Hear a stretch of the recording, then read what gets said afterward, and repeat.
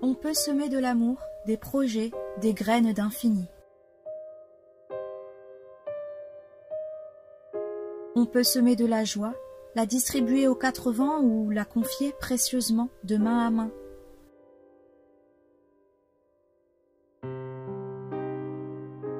On peut semer des mots qui encouragent, qui poussent, qui consolent, qui apaisent.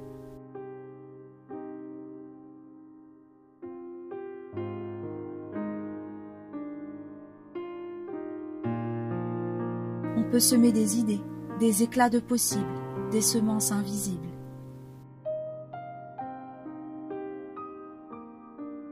On peut semer à l'improviste, comme le vent qui éparpille les pistils d'un pissenlit.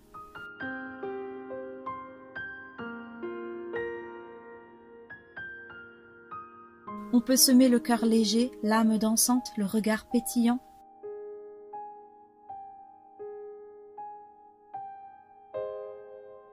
On peut semer sans savoir par où commencer, mais au moins essayer.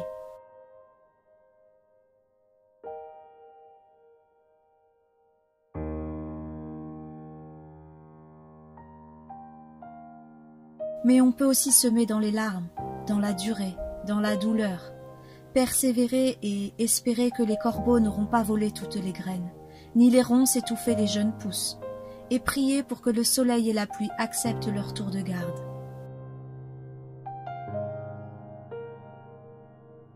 On peut semer et ne jamais tenir dans nos mains la moindre récolte. On peut abandonner ou le vouloir.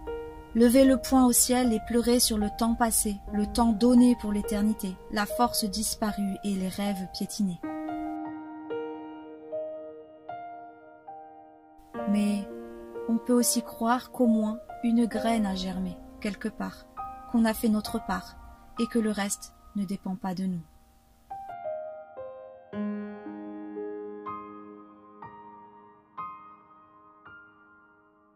On peut semer et ne jamais récolter. Mais on peut aussi récolter ce que d'autres ont semé. On peut revenir les bras chargés à ne plus savoir quoi faire de l'immense cueillette, fruit du travail d'un autre.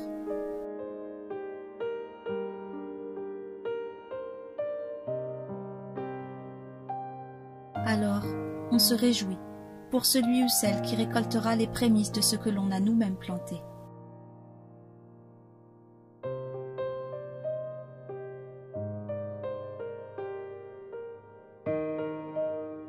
Peu importe le temps passé, le temps donné, la force engagée et les rêves presque oubliés. Sème des graines d'infini, sème des graines de vie, et réjouis-toi de ce que quelque part quelqu'un pourra profiter de ton pas de foi.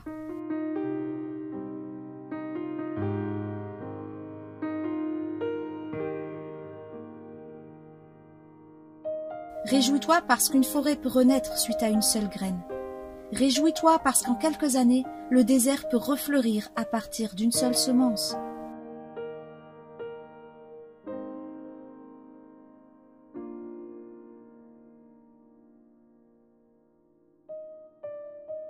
Oui, réjouis-toi parce que pendant que rien ne se voit, les racines grandissent sous la surface.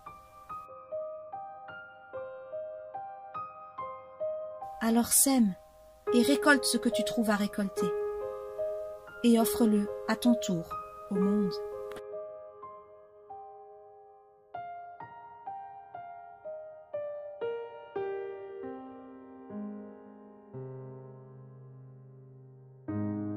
Voilà, 1 kilo de quetch passé pour changer un peu que de les manger crus dans ce mirliton. Et maintenant, il va falloir essayer de le démouler.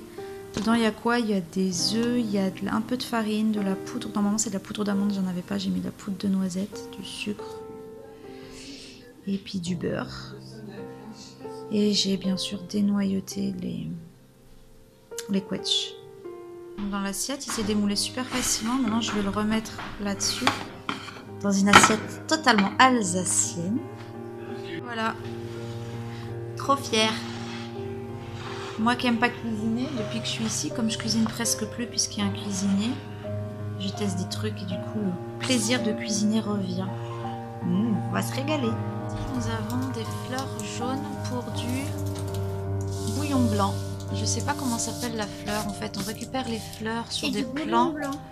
Ça s'appelle le On récupère 40 fleurs à peu près, en haut, pas en bas du plant. Et on les met dans 40 fleurs pour 2 litres d'eau. Et on fait tremper ça plusieurs jours. Je crois que c'est une semaine. Et après, il y a une petite recette. Alors je sais plus. Je crois qu'il faut rajouter du sucre et je sais plus quoi. En fait, on met dans des tout petits pots de confiture. Et ça fait un sirop